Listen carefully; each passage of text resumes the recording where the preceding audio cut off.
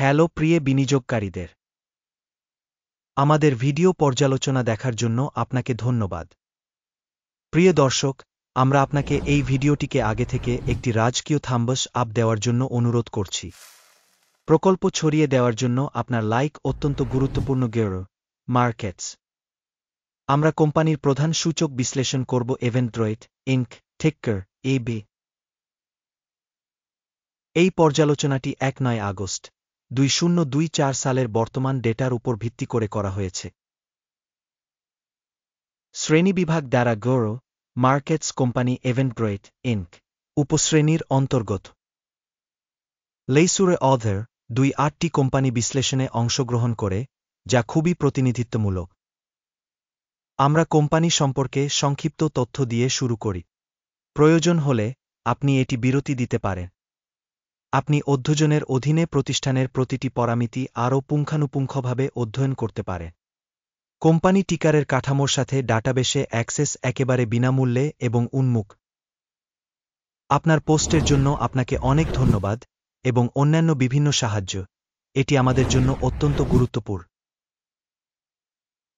তাই বন্ধুরা, চলুন শুরু করা যাক। কোম্পানির বাজার মূলধন এভেন্টব্রয়েট ইনক মূল্য 0.28 বিলিয়ন।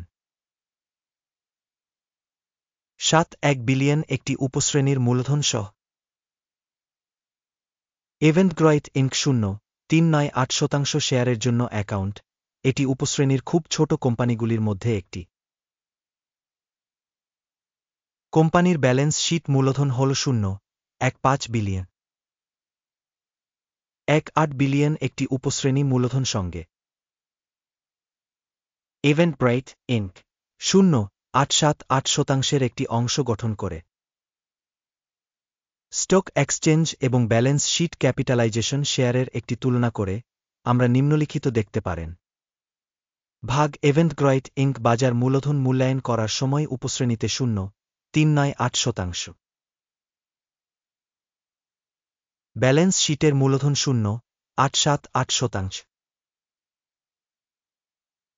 এটি বাজার মূল্যের শেয়ারে 1.21% বৃদ্ধি। উপশ্রেণীতে কোম্পানির বাজারের শেয়ার এবং ভারসাম্য মূলধনের মূল্যায় ভালো 1 পয়েন্ট। মোট কোম্পানি মূল্যায়ন এভেন্টব্রয়েট ইনক ভিডিওর শেষে উপস্থাপন করা হবে। সম্পূর্ণ বিশ্লেষণের যুক্তি পর্যালোচনা করুন। অধ্যয়নের অধীনে কোম্পানির ঋণের বাধ্যবাধকতার পরিমাণ 0.317 বিলিয়ন। বুক ক্যাপিটালাইজেশনে ঋণের পরিমাণ কোম্পানির মূলধনের 2.13%। কোম্পানির আর্থিক বাধ্যবাধকতার স্তরের ফলাফল খুব খারাপ, বিযোগ 2 পয়েন্ট।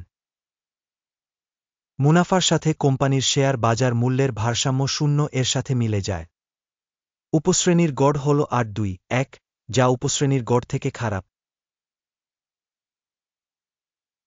উপশ্রেণীর সাথে তুলনা করে কোম্পানির স্টক মার্কেট মূল্যের মুনাফা মূল্যায় খুব খারাপ, -2 পয়েন্ট। গত 1-2 মাসের জন্য লাভ ছিল -1.4 মিলিয়ন। আগামী 1-2 মাসের জন্য প্রত্যাশিত আয় অজানা, এবং এটি কোম্পানির সম্ভাবনার জন্য অত্যন্ত খারাপ। উপশ্রেণীর সাথে তুলনা করে প্রত্যাশিত ভবিষ্যতের লাভের সূচকের মূল্যায় খারাপ, বিযোগ 1 পয়েন্ট। কোম্পানির মূল্য থেকে রাজস্ব অনুপাত হল 0.8। উপশ্রেণী 1 এর গড়, যা উপশ্রেণীর গড় থেকে 2.0% কম। উপশ্রেণীর সূচকের সাথে তুলনা করে এর রাজস্ব সূচকের বাজার মূল্যের মূল্যায় ভালো, 0.5 পয়েন্ট। গত 1-2 মাসের জন্য রাজস্ব ছিল 340 মিলিয়ন। আগামী 1-2 মাসের জন্য পূর্বাভাসিত রাজস্ব অজানা। এটি কোম্পানির সম্ভাবনার জন্য অত্যন্ত খারাপ। উপশ্রেণী কোম্পানিগুলির সূচকগুলির সাথে তুলনা করে প্রত্যাশিত ভবিষ্যতের রাজস্ব সূচকগুলির মূল্যায় খারাপ, বিযোগ 1 পয়েন্ট। আপনি যদি এই বিশ্লেষণে আগ্রহী হন, আমরা অনুগ্রহ করে আপনাকে চ্যানেলটি সাবস্ক্রাইব করতে এবং বেলটিতে ক্লিক করার জন্য অনুরোধ করছি। এটি আপনার জন্য বিনামূল্যে আপনি ব্যাপকভাবে প্রকল্প ছড়িয়ে সাহায্য করবে গেরো মার্কেটস। মার্জিন হল -4.2%, উপশ্রেণীর গড় 1.3%। উপশ্রেণী গড় এবং কোম্পানির কর্মক্ষমতা মধ্যে পার্থক্য 5%।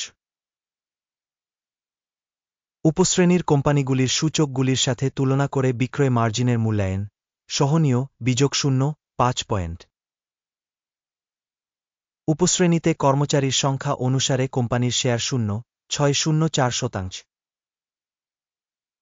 এটি বাজার মূলধন শেয়ারের 5.2% বৃদ্ধি।